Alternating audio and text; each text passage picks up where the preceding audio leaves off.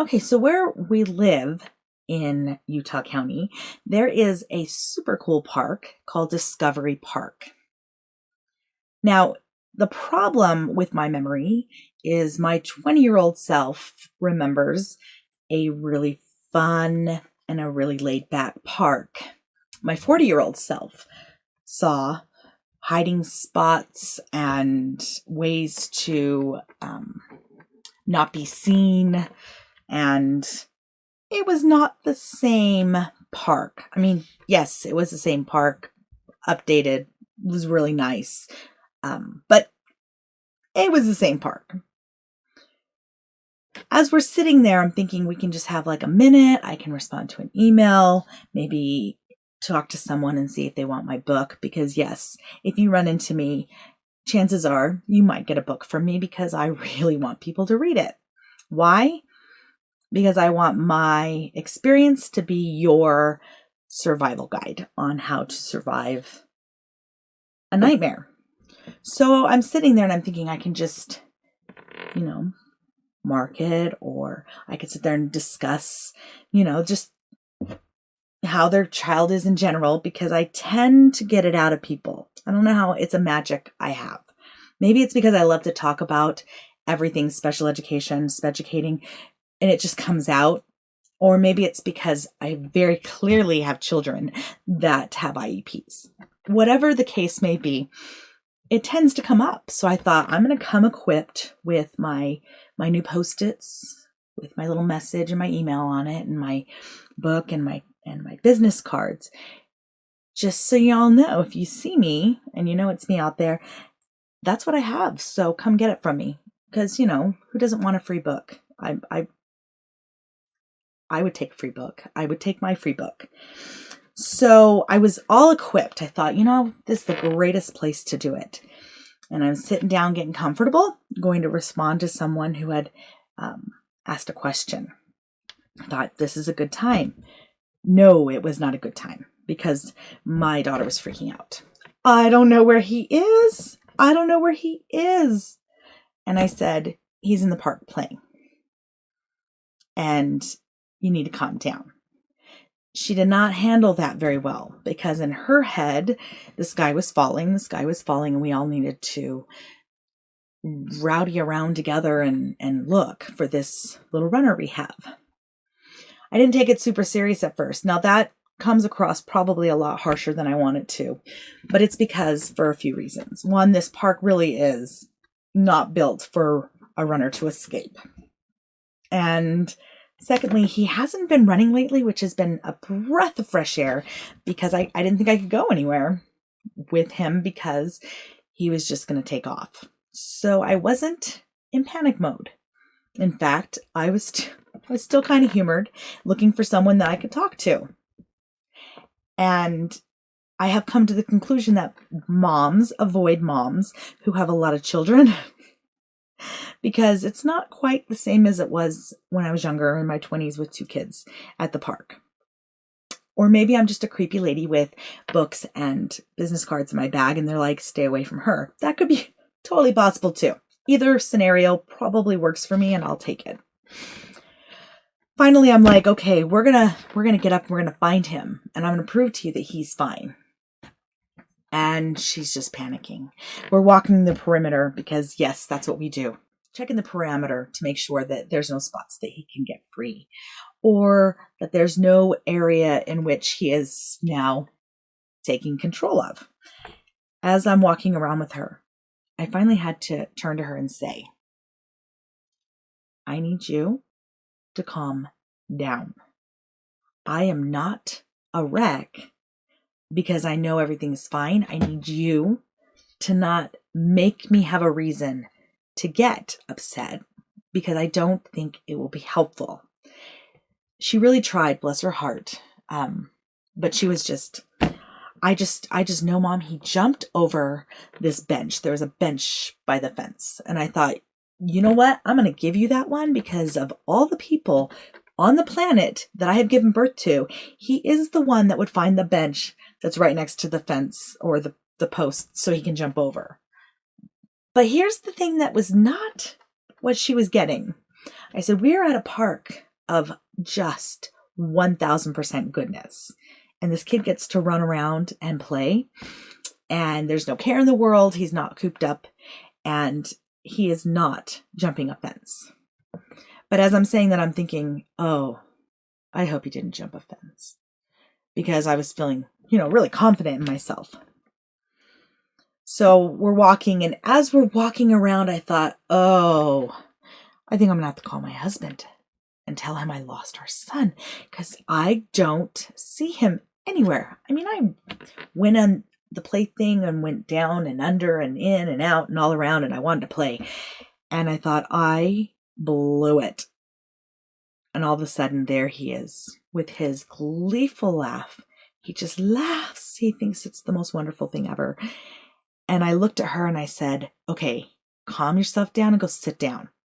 Because I then at that point was like, okay, she just freaked me out. And it was my fault for getting freaked out, but I have got to teach her to stay calm. So we both go and sit down. We watch them play, and he is just having the time of his life. It is so wonderful. And all of a sudden he decides to climb this rock wall. But the problem with this rock wall is that you get inside and it's a straight down. And it's pretty high. And they want you to climb down on the rock climbing. And mind you, he could probably do it, except for that he's nonverbal. He's 7, and he thinks so intensely that I'm not sure he could break down the basic concept of climbing using the wall. Boy, was I right. Because I'm like, I think someone should go over and help him. And we watch, and bam, Ammon flies forward. He just nose dives right in. And we hear a, ah! And I'm all, what do we do? And we checked. He was fine. And then he just kind of made the noise. But at that moment, I thought, I'm like the worst mom ever, because I should have helped him down. Instead, I was like, let's see what happens if he tips. Well, they say ow, or in his case, he goes, ah. But then he loved it and he wanted to go back to it. And I'm like, we're not going to do that. So what is my big takeaway here? My big takeaway is this. He needed to go out. And he needed to run. And he needed some space so that he could wear himself out. And it's not an easy task to do, because it's a whole lot easier to hand them electronic and say, here, let's watch your whatever channel, YouTube, that you can watch things get ran over and you can watch things go kerplunk off of a ledge, or whatever it is you're watching. Or in his case, it is the same 10 seconds of a Pixar movie, usually. Sometimes Disney, but most of the time it's Pixar. And the same thing over and over again. And it's really endearing, and I adore it. Except for that I really don't. So he needs to get out. Was it easy? No. Was I excited to go back to that park again? Actually, yeah, I was, because then we went later that night with more reinforcements. It was more of a 2-man on 1 kid, except for that my older children loved it just as much as the little children. So I was just hoping that nobody got lost as I'm sitting there just making notes on what I wanted to have accomplished, making sure that my plan was in place. Of course, I was there equipped that evening with my books and my business cards, and just in case of conversation. Which leads me into my next thing that I wanted to say. I've been working on my second book, because He Seemed Normal is selling right now. You can find it on Amazon, or you can go to my website, autismjamheartburst.com, and you can find that you can order it and I will get it to you. So we have He Seemed Normal done. And so I decided that I would start I already started, to be really honest, because it's an exciting topic. But I decided to start the next one, and I'm more than halfway through with it. And I'm writing about ADHD and the fact that it is not an inappropriate behavior. It's that it is a unaccepted disability. It's really hard to see that factor in the classroom. So I'm writing about this because I can go from a teacher, parent, and then a child perspective on what it's like to manage, or at least don't manage, but try to survive having ADHD and not always having the best impulse control. And as I'm writing, I'm getting really into it because it's something that's always eaten at me. How they get the short end of the stick. Typically, they have difficulty in trusting adults like them, or that the adult wants them around. There's just a lot of factors. And I started thinking about it, and I looked at my son, my only son, who is not on the spectrum in our house, has ADHD, and he is very much like I was. And so I can absolutely feel for him in the moments where he feels the least amount of control over his impulses. And it struck me that I wrote this book about Jesse's struggle. And yes, it was real, and it was very intense, and I'm glad I got to share it. But I realized that I was so focused on my son with autism, and I was unfamiliar with autism. As those of you who have read it or have listened to me know, I didn't have a clue what the signs even were, or how to identify it and what to do with it when I first started everything. So here I am just trying to help my son. And I did not even realize what was happening to my, at the time, youngest son before the other two came, and how much turmoil and how much self-doubt and how much pain he had been put through, simply because I'm doing quotations, you wouldn't know this, but the bad behaviors manifested, and that was what they identified. Teachers would identify him as, passing it down like it's some big family tradition, passing it down from teacher to teacher to make sure that everybody knows the impulse control thing. This was not all teachers, mind you, but I had a very hard time finding a teacher that was genuine and pure. He had a very fantastic kindergarten and first grade teacher. I will give them that. And he was very difficult for them.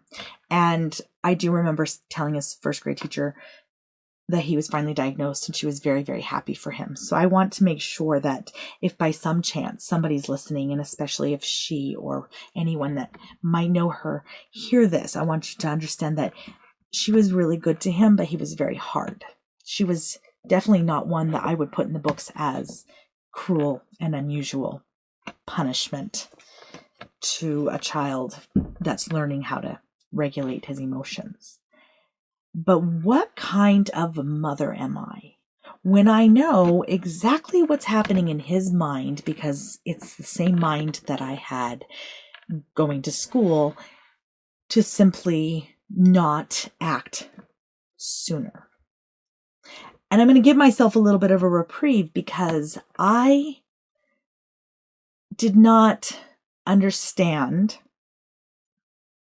at that time that all of those disabilities that are classified under the federal law, the IDEA, are all protected with this law. So in my mind, I had to protect my son with autism because I needed to get him services. And I wasn't thinking about the fact, because I lived my whole life with it.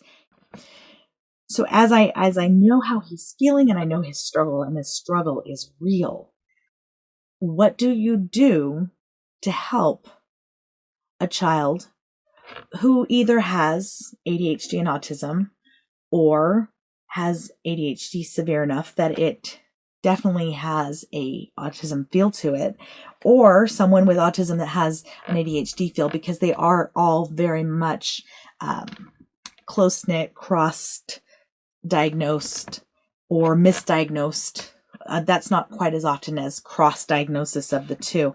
So what can you do to help with these children who have spent all their time trying to convince the world that they're a bad person before they have a chance to be hated or to be disliked? They're giving someone a reason to not like them, because it hurts less if they know that they did something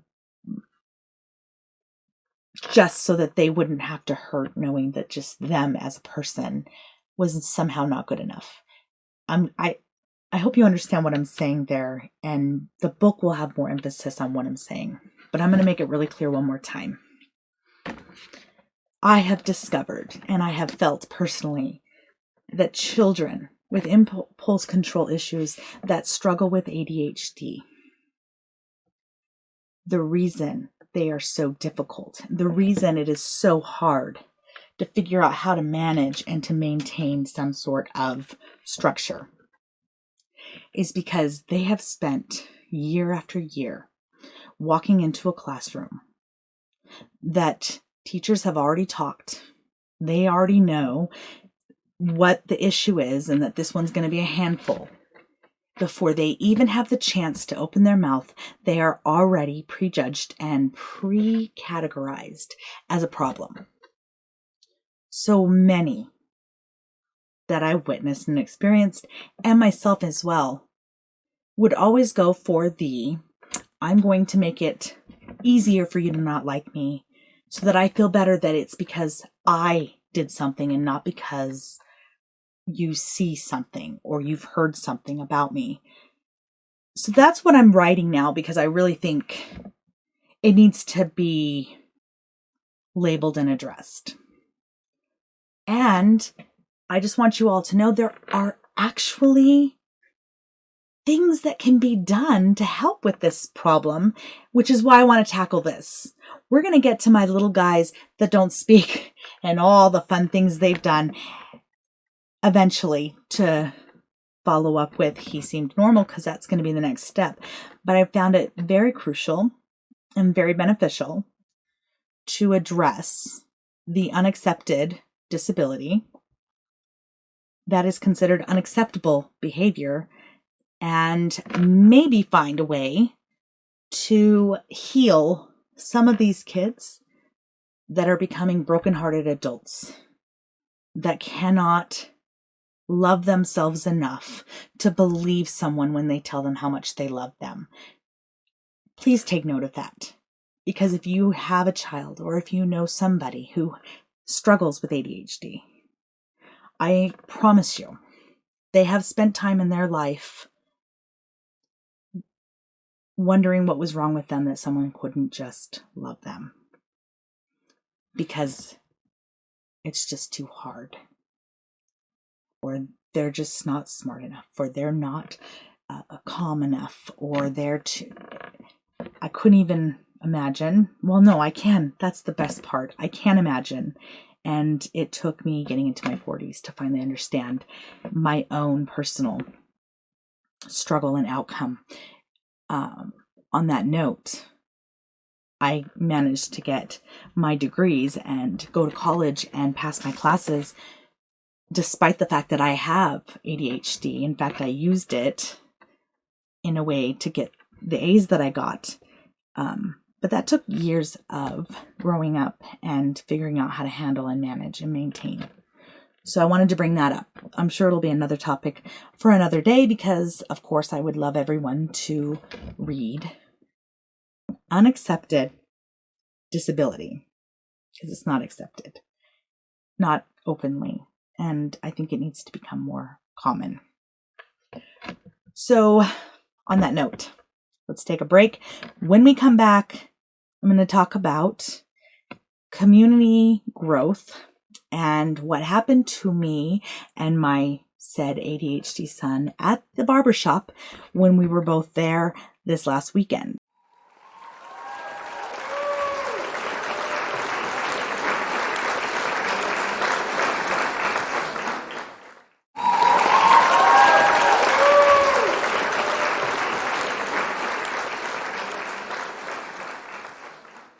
Okay, so here it is. I have this thing about cutting my son's hair.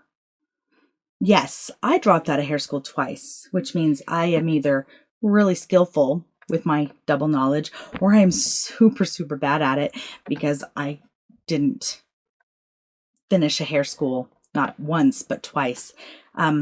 Typically, I think I do all right for the most part. But my son has hair that is so thick, so wavy, gorgeous, but thick and wavy, that when he was a little boy, people would ask if it was a wig, which was an odd question. Even if it was a wig, why would you ask if the little boy's... There's a reason he has a wig if it is one. But that they would ask. They're like, oh my gosh, it just doesn't look real. Well, I assure you it is very real. And his hair, it grows. And I could tell he really just wanted his hair cut. So what did I do? I stopped hiding in the house, because that's what I do. And I decided I'm going to do this. Took my daughter to the eye doctor, took my son to get a haircut. So it was an interesting turn of events because, of course, just like I had mentioned at the park, I was equipped with some books, my Post-its with my contact information, more for parents, but I'll hand them out to anyone that asks for it, and my business cards. And I thought, all right, let's do this. So I take my daughter and drop her off to get her eyes checked, and she is blind. Okay, not officially, but she definitely does not have the greatest eyes on the planet, so that's another kudo for me. Yeah, I should probably jump on those things a little quicker.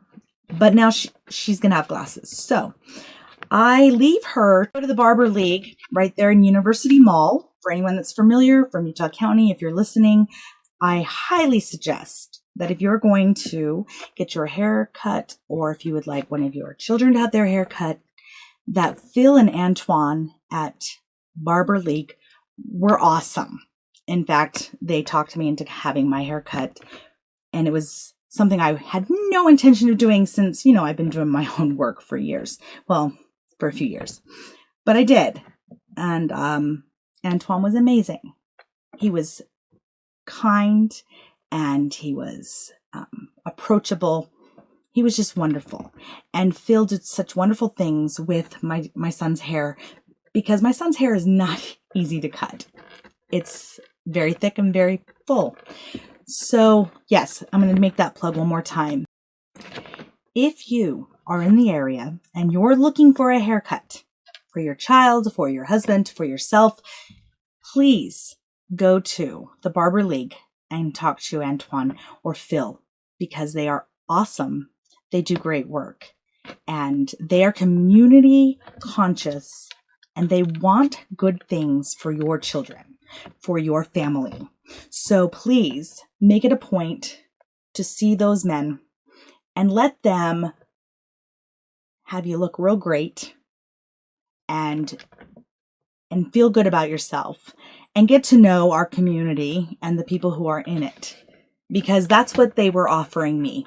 Antoine was identifying the fact that what I have to bring to the table is the community need for support for parents that are raising children or even having young adult children with autism.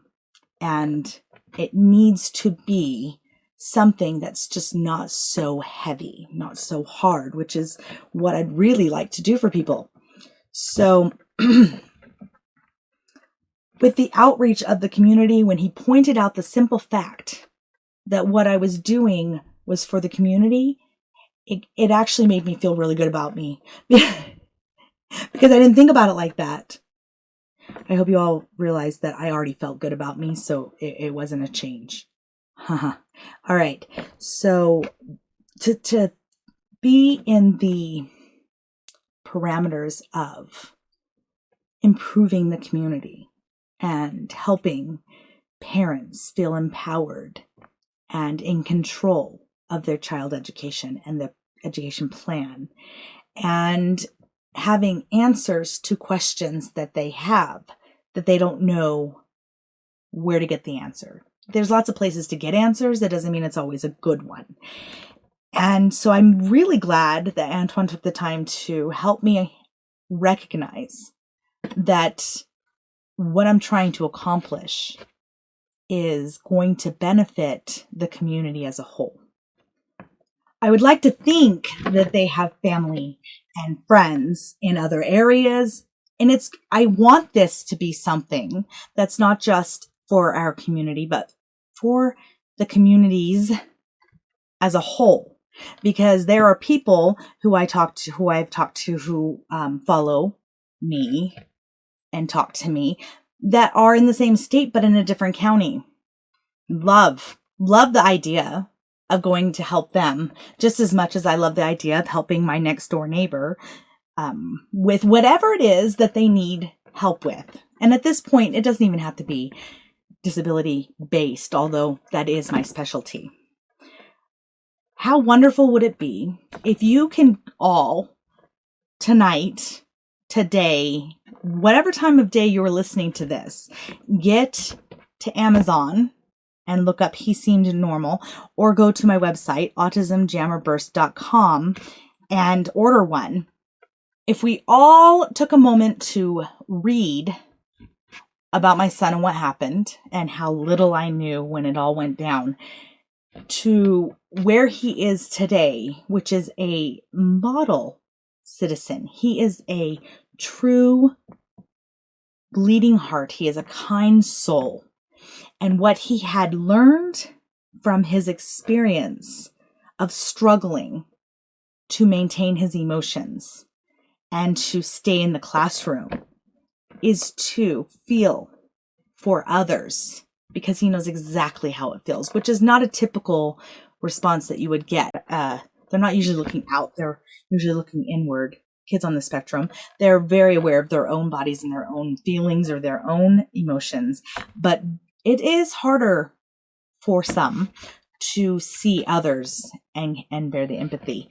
And he does that because he's an amazing soul. He's a wonderful human being who's about to be a young adult. He's 17, and I couldn't be more proud of him. But I also don't want writing his story to be something that's out there but no one's grabbing onto. Because it's, as he likes to remind me, was a very emotional and very painful time for him. And I just want so badly for anyone out there that needs to feel like they're not alone in the way they feel. There is a way to help yourself or to help your child. And to read what I did from knowing nothing. I didn't even realize at the time it was classified as Asperger's, that Asperger's and autism were the same thing, and what the difference was. And you need, and I strongly believe you need to take the time. If you do Kindle Unlimited, go and get it. It's available. It's shareable. So I just think that there should be a dialogue that's being presented so that when I really reach out to parents and say, here's a book, or here is one of my Post-its with my contact information.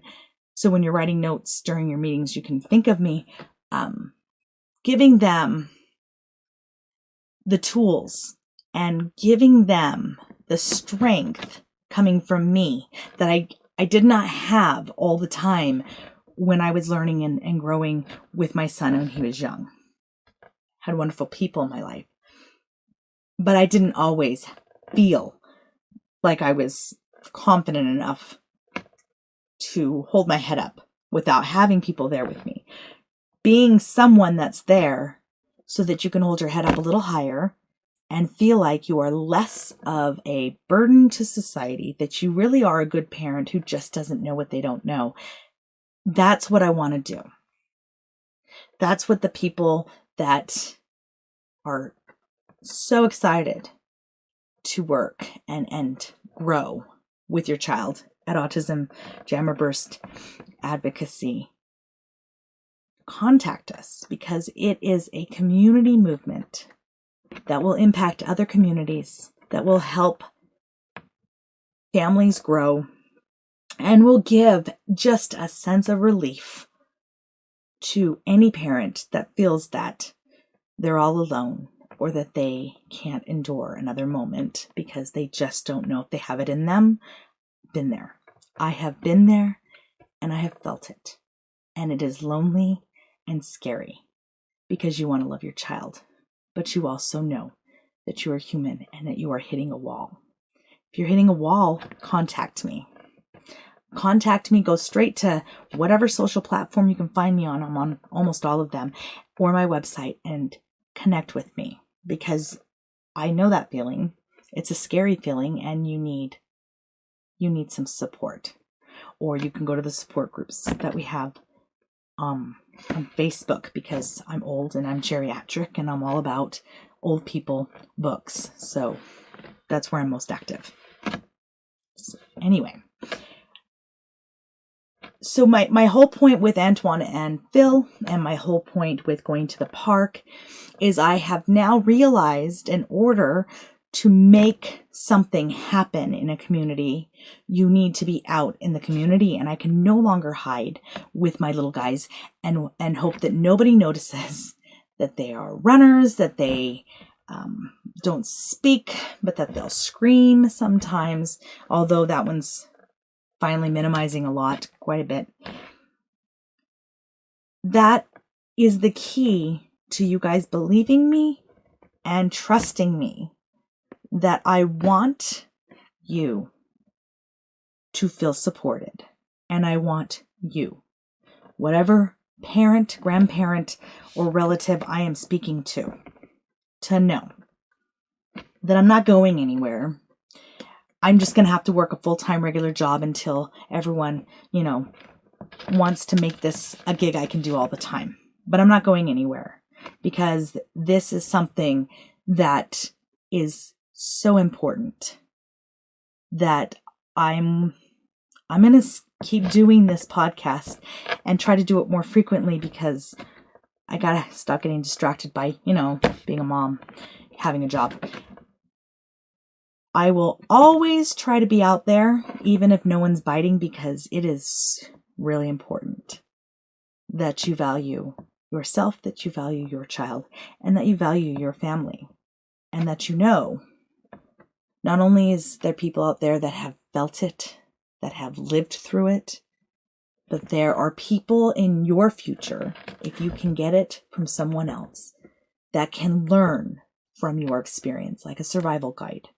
Which is what I want you to do with the book I wrote. Think of it as your survival guide to what you should do or what you shouldn't do. If you don't like the way I handled it, that's okay too, because then you can know I will never handle it like that, Mom. I have another direction, but you'll have another direction. And that is what all of this is about. It doesn't matter if it's my position or my opinion that's being followed. I need a dialogue. I need parents to talk, and I need children to feel like there is a tide changing in the way that they are approached, that they are treated like every other student when they get to go out and play with their peers, or that they get to have that moment where they can have the same fun as everyone else that's around them, because it is acceptable and it is encouraged. And that is what we really need, is to be included and to feel supported. So after this long-winded run of words, there are a few things I want to make sure that you remember and that you do. 1, If you're in Utah County and you're anywhere near Orem University Mall, please go to the Barber League for Antoine and Phil. And you know what? If you could just let them know that Rachel from Autism Jam or Burst with Speducators sent you. Not because I get anything for it, but because I need them to know that I support them in this community. I support them, and I want them to know I meant it when I said it. Otherwise, I'm going to have to stand, which is fine. I'll do it. I will do it. But I'll have to stand and just smile and wave every few minutes to make sure they knew that I was supporting them. Watch me, shuffling people in, even ones that don't want their hair cut. It could get ugly, and I really just don't think that would help with what I'm trying to accomplish. So if you need a haircut or you have a family member that does, go and check them out. Give them the opportunity to have your service because they are community minded and they want a close community. So there's that plug. The other one, get to Amazon, get to my website, get somewhere where you can find the book He Seemed Normal and read about my son's experience and my experience, my growth that came from my son's diagnosis on the autism spectrum. And lastly, get out there. Take your child to the park. Keep a few eyes on them, but you need to get out. It could be as simple as a quick walk, or put them, if you have two like me, well, I have three, but two that I worry about, put them on both hips and just kind of get where you're going and then get back. If you have to do that, do it. And if you are local enough or you're close enough I can get to you, contact me. And I will make sure that between my children and me and you, if we go to a park, you will have hands-on help if that's what you need in order to give your child a moment to play and to laugh, just like my little guy was doing this last week.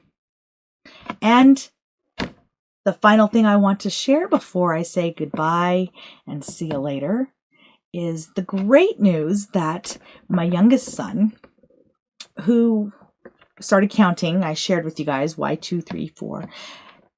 He was walking around saying, sup, like kind of shrugging his shoulders because he was super cool.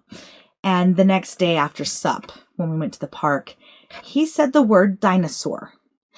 And the reason I'm saying this is because I am sure that there's a number of you, if you're listening, that know for a fact that dinosaur is not typically a word that you use when you're trying to encourage speech and language.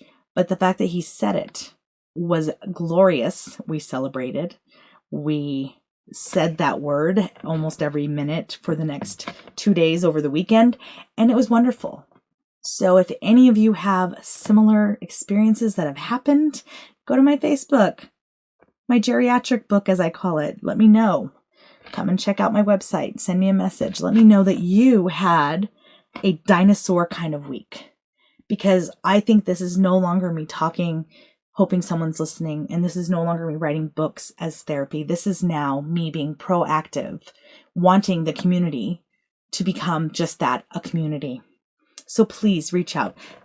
Tell me about your good moments of clarity, things that your child did that only another parent of a child with similar struggles would understand, truly understand.